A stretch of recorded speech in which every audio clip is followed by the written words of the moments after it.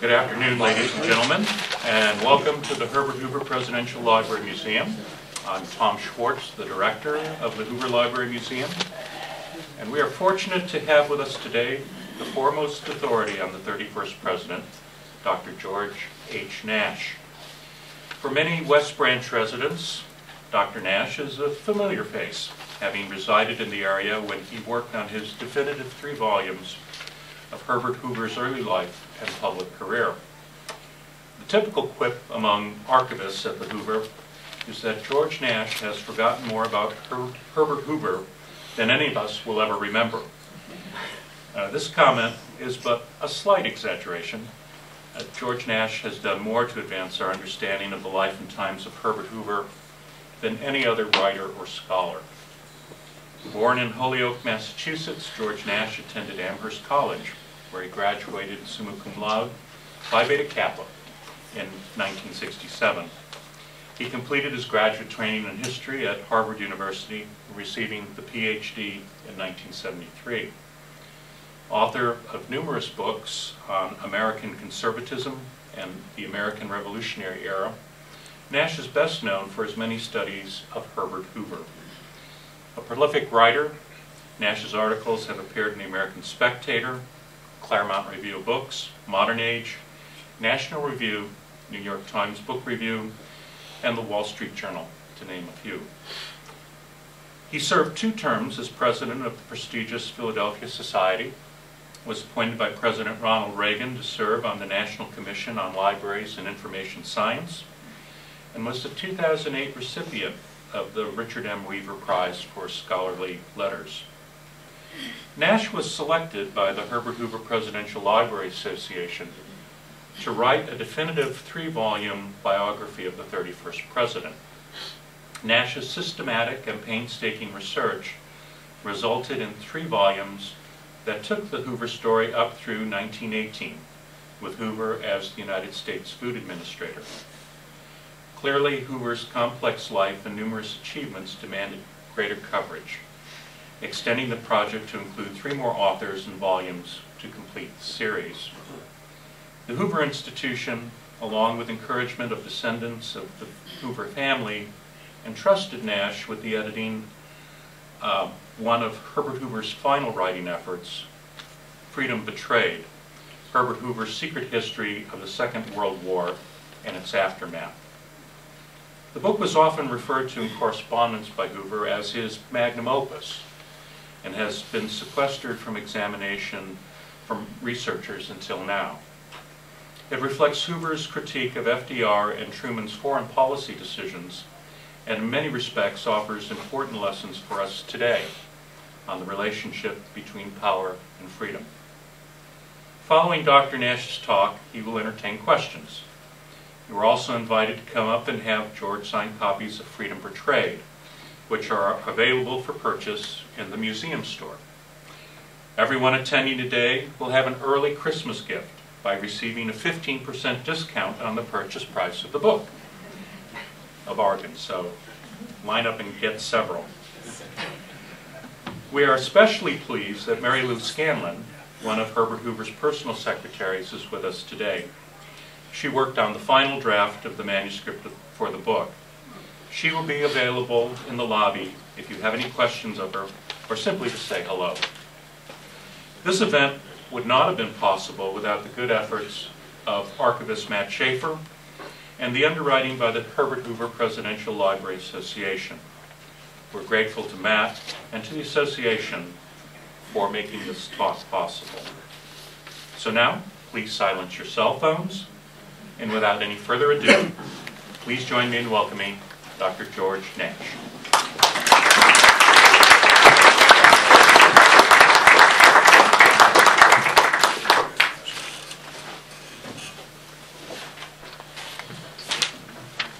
Thank you very much, Tom, for that gracious introduction, and good afternoon, everyone. One of the blessings in my life in recent years has been the opportunity from time to time to return here to West Branch, Iowa, and to the Herbert Hoover Library, and I have the pleasure right now of looking out in this audience and seeing a number of friends, both old and new. And I thank you for coming and participating on this occasion.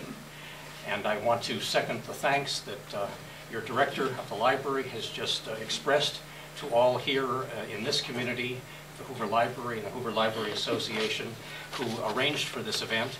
And I want to add my thanks to the Hoover Institution Public Affairs team, which has been sponsoring some events that I've done on the road in recent days. And Julie Ruggiero, I believe, has worked with Matt Schaefer. And I want to, since this is being recorded and shown elsewhere, I want to include in my thanks everyone, really, who has made this occasion possible. We gather today to mark the publication of a remarkable book by a remarkable man. Freedom Betrayed is the culmination of an extraordinary literary project launched by Herbert Hoover during World War II, a memoir that evolved into a comprehensive critique of American foreign policy during that war and during the ensuing early years of the Cold War. Although Hoover completed his manuscript 50 years ago almost, it has never before been published or made available for research. It has just been made public for the first time. With a touch of humor, Hoover and his staff came to refer to his enormous manuscript as the magnum opus. He wanted it to be an irrefutable indictment of what he called the lost statesmanship of his presidential successor, Franklin Roosevelt. To Hoover, Roosevelt's pre-war and wartime diplomacy had made the world safe for Joseph Stalin, triggering a dangerous Third World War, the Cold War, against what Hoover called a communist giant which our own leaders helped build.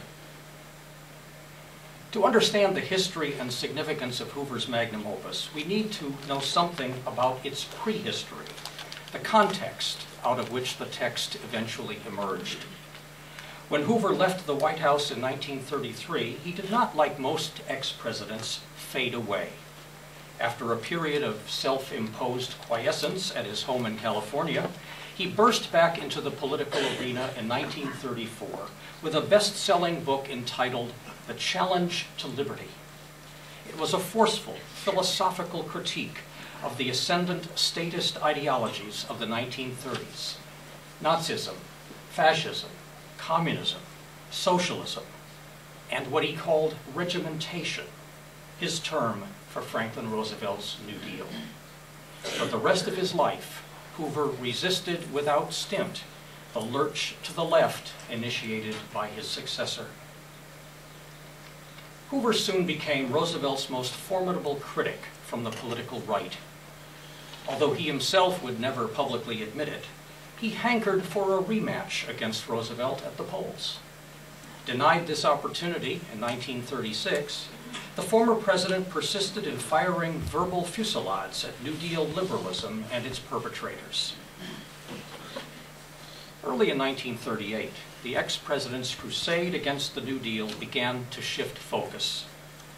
In Europe, Nazi Germany under Adolf Hitler and fascist Italy under Benito Mussolini were ominously restless. From afar, Europe had begun to look like a pressure cooker whose cover might fly off at any time. Hoover had never been a conventional isolationist. Hailed as the great humanitarian for his prodigious relief work during and after World War I, labors that literally saved tens of millions of people from privation and death, in 1920 he had favored America's ratifying the Treaty of Versailles and joining the League of Nations. But Hoover had spent too much time in Europe before and after the Great War to believe that the United States could redeem the old world from its age-old rivalries and hatreds. As war clouds began to form over Europe in 1938, he deliberately pulled back from that seething cauldron. Hoover was not then, in the most literal sense, an isolationist. What he was, and would remain resolutely until December 7, 1941, was an anti-interventionist. We Americans, he contended, should go to war solely to defeat aggression against us in our self-proclaimed zone of safety, the Western Hemisphere. Otherwise, we must refrain from military embroilment in foreign disputes. Early in 1938, Hoover sailed to Europe for his first visit there since 1919. For the next several weeks, he was showered with honors for his unparalleled humanitarian achievements during and after the Great War. By the time he returned home in late March, he had conversed with the governing elites of a dozen nations and had met Adolf Hitler and Neville Chamberlain. Hoover's nearly 7-week European sojourn loomed large in his eventual magnum opus, in which he described the experience and the impressions of the leaders he met in copious detail. Particularly revealing for insight into his geopolitical vision was his interview with Prime Minister Neville Chamberlain of Great Britain. According to Hoover, he told the British leader bluntly that another world war would probably destroy the British Empire, and that war must be avoided if at all possible. To accomplish this objective, he advised, the expansionist urges of Germany must be accommodated to some extent. Hoover did not believe that Germany intended to attack in the West. Just back from his conversations with Hitler and other European leaders, Hoover opined that Germany was now looking eastward toward the Ukraine, and that its pressure in that direction should not concern the British. According to Hoover, Neville Chamberlain concurred. Hoover also told Chamberlain that an explosion involving Germany was bound to happen somewhere. He had a hunch, as he put it, that another Armageddon is coming, and my hope is that if it comes, it will be on the plains of Russia, not the frontiers of France. Western civilization, he added, will be infinitely better off if the Germans fight in the East instead of the West. It would be a disaster if the Western democracies were dragged down by a war, the end result of which would be to save the cruel Russian despotism.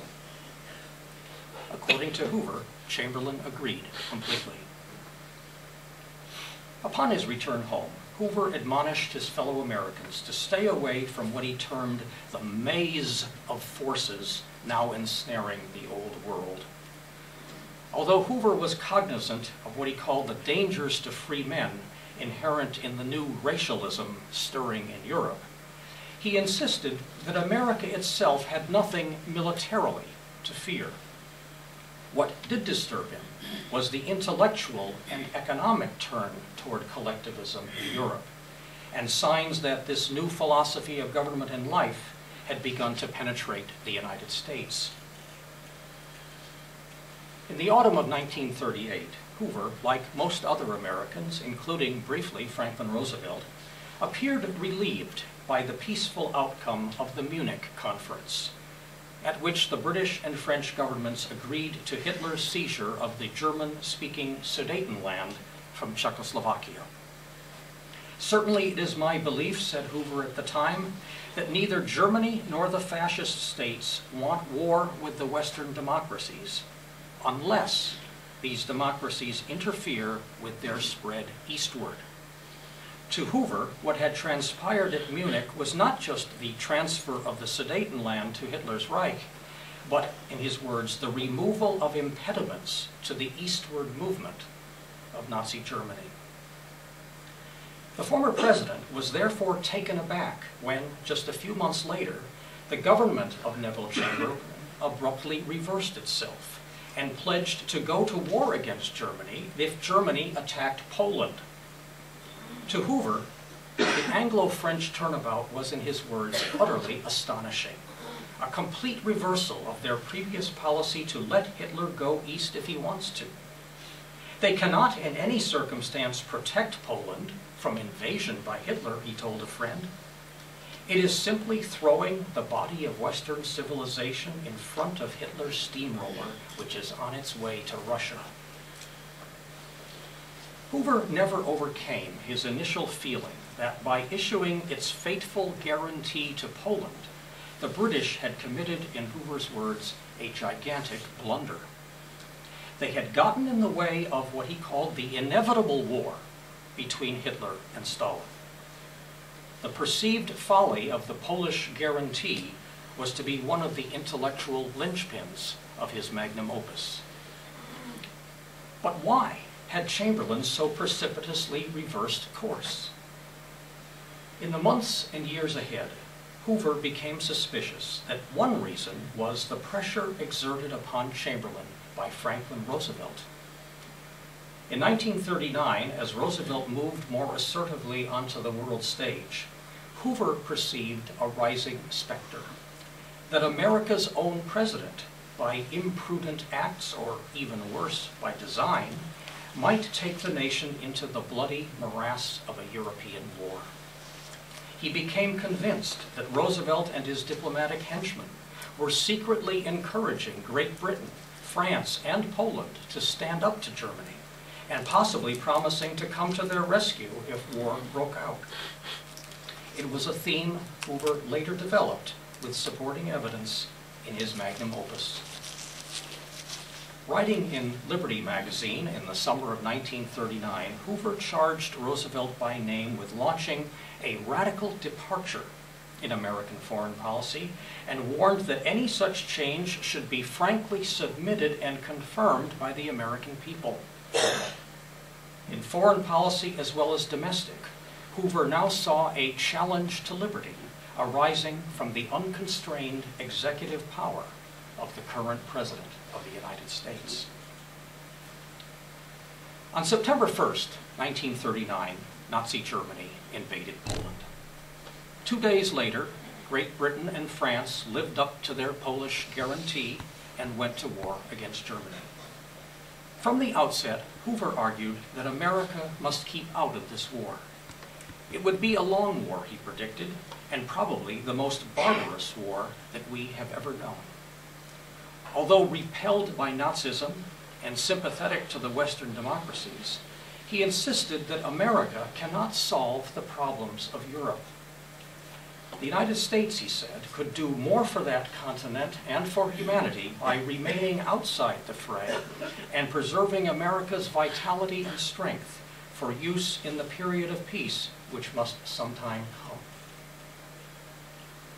From September 1939 to December 7, 1941, 3 mighty efforts consumed Hoover's energies.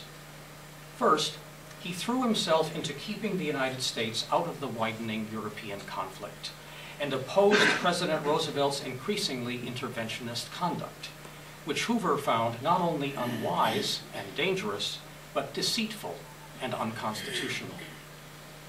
Hoover became convinced, as he later put it in the magnum opus, that Mr. Roosevelt wanted war. Second, drawing upon his reputation as the great humanitarian of World War I, Hoover launched a drive to organize assistance for the civilian victims of the war engulfing Europe. He set up agencies that raised substantial sums for the Poles and the Finns. After the German Blitzkrieg overran much of Western Europe in 1940, he attempted to establish a neutral relief commission modeled on his successful experience in Belgium in World War I, to import and distribute food to the suffering civilian populations of German-occupied Poland, Norway, the Netherlands, and Belgium.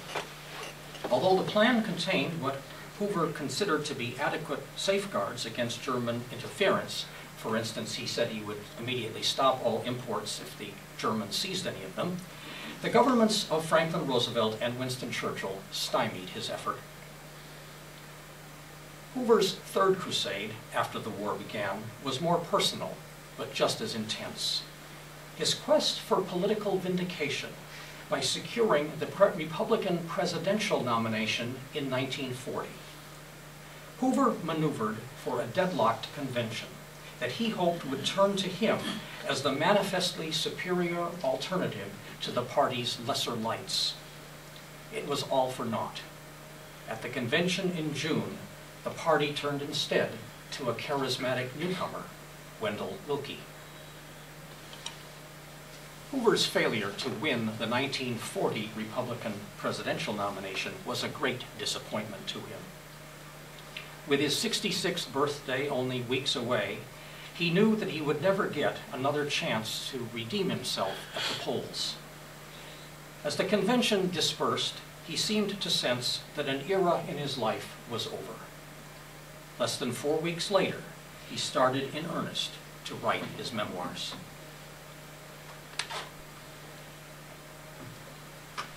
On June 22, 1941, Adolf Hitler hurled his legions against communist Russia. To Hoover, the stunning turn of events in Eastern Europe radically transformed the nature of the war, and he now saw an opportunity to change the course of world history. On June 29th, he spoke to the American people on national radio. For the rest of his days, he considered this speech to be the most important one of his life. It would become another of the underpinnings of the magnum opus. He exhorted his fellow citizens not to make an alliance with the Soviet Union, which he termed one of the bloodiest tyrannies and terrors ever erected in history. Hoover was quite content to let the two evil dictators, the Satans as he sometimes called them, Hitler and Stalin, fight it out on their own. Be patient, he urged Americans in mid-September. The fratricidal war, his term, between Hitler and Stalin was weakening both of them every day. Once again, in terms he later saw as prophetic, he solemnly warned his countrymen to take a long look now before we leave. What will happen, he asked, to the millions of enslaved people of Russia and to all Europe and to our own freedoms if we shall send our sons to win this war for communism? In November, he told Alf Landon, "Aid to Russia may sound practical now, but we and the world will pay dearly for this debauchery of the ideals of freedom." Meanwhile, Hoover had become alarmed by developments in the Far East. As early as the summer of 1940, he privately criticized Roosevelt's decision to curb American exports of scrap iron and aviation fuel to Japan. It was only sticking pins in a rattlesnake, he charged. Either we should leave this thing alone, or we will be drawn into real trouble. In the summer and fall of 1941, after Roosevelt imposed a sweeping economic embargo upon Japan, Hoover's fears intensified. By November, he was certain that war with Japan was imminent. On December 7th, the bombing of Pearl Harbor put an end to Hoover's crusade. Immediately and patriotically, he pledged his support to the nation's war against Japan. Among close friends, though, he remained convinced that Roosevelt had blundered, or worse. "You and I know," he said to one of them the day after Pearl Harbor, "that this continuous putting pins in rattlesnakes finally got this country bitten." Despite his public support for national unity, Hoover was certain that the White House would never ask for his services during the war. He was right. A little later in the war, Hoover signaled his availability for service via his friend Bernard Baruch. But when the financier touted Hoover's name at the White House, Roosevelt refused. "Well, I'm not a Jesus Christ," he said. "I'm not going to raise him from the dead." And so, Hoover was condemned to what he later called 4 years of frustration. Perhaps, in retrospect, it might have been better for Roosevelt if he had given his rival some constructive part to play in the war effort. It might have kept Hoover occupied and away from his role as FDR's foremost antagonist. As it happened, in the 4 years after Pearl Harbor, the former president, for all his other activities, found abundant time on his hands. Time to start work on his memoirs, including the chunk that became the magnum opus. The crusader prophet against Roosevelt's foreign policy was about to become a crusader historian. In a sense, the magnum opus was born on December 7th, 1941. Hoover was convinced that the Roosevelt administration, by its trade restrictions against Japan and what he called its other provocations, had driven the Japanese government into a corner from which it had struck back at Pearl Harbor. He told friends that he intended to write a book on the diplomatic negotiations leading up to Pearl Harbor. He was positive that he could demonstrate that the war in the Pacific could have been averted. Hoover appears soon to have abandoned his projected book on U.S.-Japanese relations before Pearl Harbor, though not his intense curiosity about the subject. Roosevelt's lost statesmanship toward Japan, in fact, became one of the dominant themes of the book Freedom Betrayed. But in 1942, the ex-president had other fish to fry first, notably his memoirs. In July 1940, as I said earlier, Hoover began to compose his memoirs in earnest, writing them out entirely by hand. By November 1944, his burgeoning manuscript comprised more than 900 printed pages in page proofs, focused on his life through the year 1932. That material would become the first 3 volumes of his memoirs. Hoover's writing now developed along 2 tracks. In the autumn of 1944, he began to compose what was in effect the 4th volume of his projected memoirs. Its subject was his crusade in the 1930s against what he called the creeping collectivism of the New Deal. That same autumn, he wrote out the first rough chapters of a parallel volume devoted to World War II and his fight to keep America out of it. He referred to the manuscript informally as the War Book. It was the embryo of what became the magnum opus. Hoover's War Book was to be no ordinary memoir. In an early chapter completed in December 1944, he offered a précis of his argument. In the very first paragraph, he made a remarkable vow. Not until the inner history of the events leading up to our entry into World War II are brought into the daylight can the final history of how we got into it be written. And if I live long enough, I propose to write that history. In the ensuing months, soon to be years, and then decades, Hoover was as good as his word. Early in 1946, he hired a young conservative economist named Arthur Kemp to be his part-time research assistant, a task Kemp performed for the next 7 years. Hoover already knew what he believed. What he needed, and what he was sure existed, was the incontrovertible evidence to sustain his revisionist case. Always he was on the lookout for fresh data and fresh corroboration of his indictment. He took careful note of the rival magnum opus that Winston Churchill was publishing under the title The Second World War. Hoover admired the literary excellence of Churchill's work, but severely criticized its substance. As Hoover drafted and redrafted the magnum opus, his manuscript expanded to 2 volumes, the first devoted to the period before Pearl Harbor, and the second to the rest of the war and its aftermath. New topics appeared, such as communist subversion at home and America's post-war policy toward China. In 1946, President Harry Truman invited Hoover to conduct a worldwide survey of food and famine conditions on 5 continents. The former president visited 38 countries and traveled more than 50,000 miles. More than a decade later, his experiences were to shape the final portion of the magnum opus.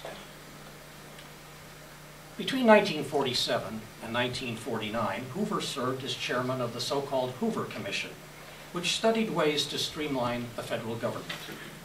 Despite this heavy responsibility, Hoover somehow found time for his mammoth writing project. By mid-1950, the accumulated page proofs of his unpublished memoirs, including the magnum opus, probably exceeded 3,000 printed pages.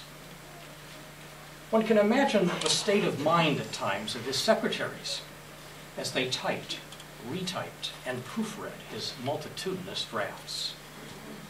Years later, Arthur Kemp observed, "I often think we were trying to write 8, 10, 12 volumes all at once. This is the way he worked." In 1951 and 1952, Hoover published the first 3 volumes of his memoirs. Earlier, he had confided to a friend that the remaining parts should not be issued for some years, presumably because of their explosive character, and perhaps for fear of offending living persons. This did not, however, prevent him from pressing forward with his historical inquest. Sometime in 1950, he gave his war book a new name, Lost Statesmanship. Not long after the election of 1952, Hoover completed a fresh updating of Lost Statesmanship.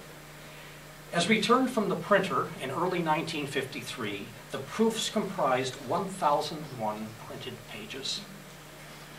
In a climactic chapter, which I've included as a supplement to this volume, Freedom Betrayed, he listed 19 gigantic errors, his term, that American and British policymakers had committed since 1953, including Roosevelt's recognition of Soviet Russia, the Anglo-French guarantee of Poland in 1939, Roosevelt's undeclared war, Hoover's term, of 1941 before Pearl Harbor, the tacit American alliance with Russia after Hitler's invasion in June 1941, which Hoover called the greatest loss of statesmanship in all American history, Roosevelt's total economic sanctions against Japan in the summer of 1941, his contemptuous refusal of Japanese Prime Minister Konoway's peace proposals that September, the appeasing sacrifice of the Baltic states and other parts of Europe to Stalin at the Tehran Conference in 1943,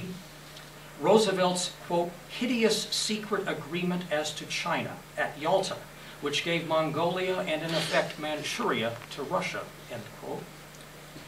President Truman's, quote, immoral order to drop the atomic bomb, unquote, on Japan when, according to Hoover, the Japanese had already begun to sue for peace. And Truman's sacrifice of all China to the communists, again quoting Hoover, by insistence of Truman's left-wing advisors and his appointment of General Marshall to execute their will. Unquote. Some years later, Arthur Kemp suggested that if Hoover had published Lost Statesmanship in more or less in this form and at this juncture, its emotional impact would have been tremendous. Instead, a perfectionist always, and perhaps concerned about premature release of his sizzling manuscript, Hoover farmed it out for still more editing and feedback. The cycle of research, revision, fact-checking, and more revisions resumed. Meanwhile, in 1953, President Eisenhower appointed Hoover chairman of what quickly became known as the Second Hoover Commission. The aging elder statesman devoted most of the next 2 years to its work. In 1955, after completing this latest service to the nation, Hoover refocused on his private affairs, including an increasingly nagging question: what to do about the remainder of his memoirs? As it turned out, he soon became engrossed in a new writing project, a comprehensive history of what he called America's enterprises of compassion, mostly his enterprises, that had saved literally millions of lives from famine and disease during and after World Wars I and II. He gave the series the title, An American Epic. Originally, he planned to write 2 volumes. They soon became 3, and then 4. By now, it was plain that Hoover, the historian, rarely proceeded in a straight line. While working on the American epic, he decided to write a spin-off book about Woodrow Wilson's experiences at the Paris Peace Conference of 1919. Part personal memoir and part historical narrative, The Ordeal of Woodrow Wilson appeared in 1958. It proved to be one of Hoover's most admired publications. By the mid-1950s, Suite 31A in the Waldorf Towers in New York City, where Hoover was living, seemed more like a writing factory than a residence. Hoover's staff was amazed by his phenomenal memory and remarkable capacity for work. Now in his 80s, he arose daily around 5:30 a.m. and was at his desk by 6. Except for breakfast, a short lunch, and a mid-afternoon coffee break, he did not stop working until 6 or 7 at night. Hoover routinely went to bed around 10 p.m., but not for long. Often in his last years, he arose around 2 a.m., warmed up a can of soup, perhaps in the kitchen, and spent the next hour or more at his desk writing letters and laboring over his manuscripts, whereupon he would go back to bed. At some point in the 1950s, General Bonner Fellers visited Hoover at Suite 31A. The chief, as his close friends called him, was scribbling furiously. "What are you doing, Mr. President?" the general asked. "I'm making my book on Roosevelt more pungent." In fact, as early as 1954, he had begun to do just the opposite. In the final decade of his life, a slow but discernible change occurred in the texture of the magnum opus. Particularly after 1959, the manuscript became less accusatory and more understated in tone.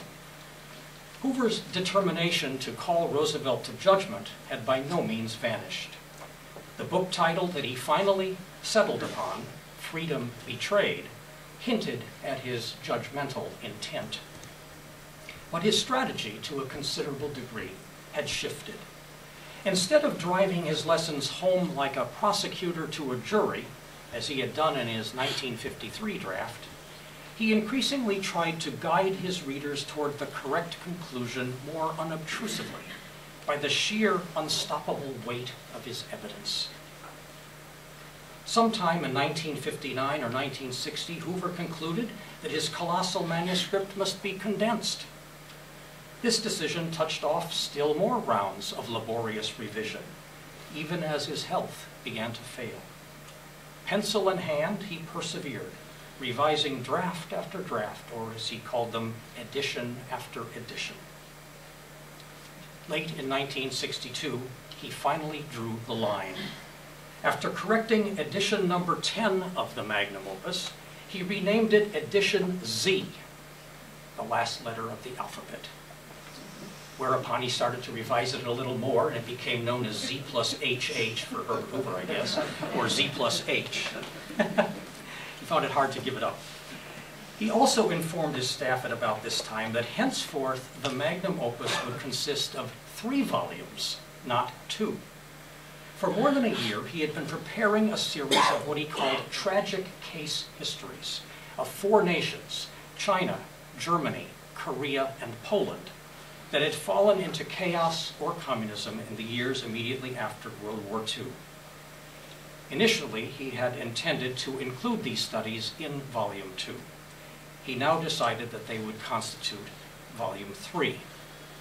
Well into 1963, he endeavored to put these projected components into final shape. These components have been located and comprise Volume 3 of the 3-part book before us, Freedom Betrayed. As much as anything now, a sense of duty was driving Hoover on.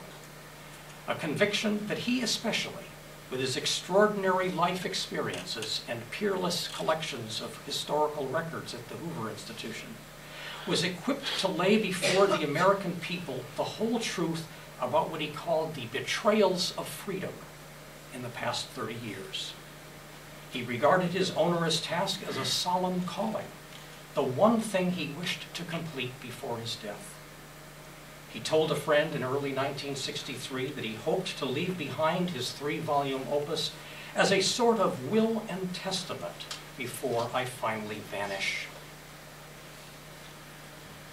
On September 26, 1963, Hoover informed a friend that my major job, the case history of the Second World War and its betrayal of freedom, is now completed except for my staff overhaul to check every sentence for its accuracy. As Hoover waited for his staff to complete its fact-checking, he could look with satisfaction on all the other products that his factory had turned out in the previous 5 years. Between 1959 and 1964, he published 7 books. It was an amazing feat. 7 books published between the ages of 85 and 90. But not yet the magnum opus, the one that mattered most. On October 20th, 1964, Hoover passed away in New York City. Under the terms of his will, ownership of his manuscript passed to a family foundation which he had created in 1959. It would be up to the foundation to decide what to do next. In the end, the Hoover Foundation did not proceed to publication. Instead, the magnum opus was placed in storage. Since Hoover's 2 sons and their key associates at the time are now deceased, one cannot say for certain what prompted them to put the manuscript aside. Most likely, it boiled down to apprehension about the controversy that publication might generate, especially so soon after Hoover's dignified burial as an elder statesman in 1964. It was a concern Hoover himself had voiced on occasion when he had worried that what he called mud volcanoes would erupt on the political left when his book appeared. Whatever the concerns of that time, the passage of nearly half a century has removed them. Hoover's magnum opus and his files pertaining to it are now open for scholarly research. Time heals all wounds, it is said, and as Edwin M. Stanton remarked in 1865 of Abraham Lincoln, Herbert Hoover now belongs to the ages. His published works are part of the patrimony of American civilization. They now include the Will and Testament to the American people, to which he gave the title, Freedom Betrayed. Let me close with a few observations. In its final form, Freedom Betrayed is part memoir and part diplomatic history, and it deserves our attention for 2 reasons. First, Hoover's opus is one of the best examples of a genre of scholarship and polemic that flourished for a decade and more after World War II. Revisionist, conservative historiography on American diplomacy during that war. Indeed, the magnum opus is probably the most ambitious and systematic work of World War II revisionism ever attempted, and its author, none other than a former president of the United States. On issue after issue, Hoover raised crucial questions that continue to be debated to this day. For example, did Neville Chamberlain err in his guarantee to Poland in March 1939? Did Franklin Roosevelt deceitfully maneuver the United States into an undeclared and unconstitutional naval war with Germany in 1941 before Pearl Harbor? Did the United States government under Roosevelt ignore or even willfully sabotage a chance for a modus vivendi with Japan in the autumn of 1931? Did Roosevelt unnecessarily appease Joseph Stalin at the pivotal Tehran Conference in 1943? Was Tehran the occasion for a great betrayal of the Atlantic Charter and the ideals for which Americans fought? Did communist agents and sympathizers in the White House, Department of State, and Department of the Treasury play a malign role in some of America's wartime decisions? Did a cabal of left-wing advisors steer President Truman's policy toward China in a direction that undermined Chiang Kai-shek and paved the way for the fall of China to the communists? On these and other controversies, Freedom Betrayed takes its stand. It is a document with which historians should be acquainted. Second, Freedom Betrayed merits study because it provides a matchless window into the mind of one of the 20th century's preeminent leaders. For 2 decades, Hoover devoted phenomenal energy to preparing this tome. He considered it to be the most important of all his writings. From a biographical perspective, one cannot fully understand Hoover's post-presidential career without reading the magnum opus. Nearly 70 years ago, during World War II, Hoover began to scribble the first words of this work. He did so in the shadow of three great disappointments: his inability to win the Republican presidential nomination in 1940, his failed crusade to keep the United States out of World War II, and his frustrated bid to become the great humanitarian in Europe for a second time. Yet he fought back on the printed page and elsewhere. In 1964, he was buried where he was born, here in West Branch, Iowa, after a career extraordinarily rich in achievements and honors. Only one accomplishment eluded him in his lifetime: publication of Freedom Betrayed. But history, someone has said, is a conversation without end. Nearly 50 years after he completed his work on the magnum opus, it seems fitting to welcome Mr. Hoover back to the conversation. Thank you.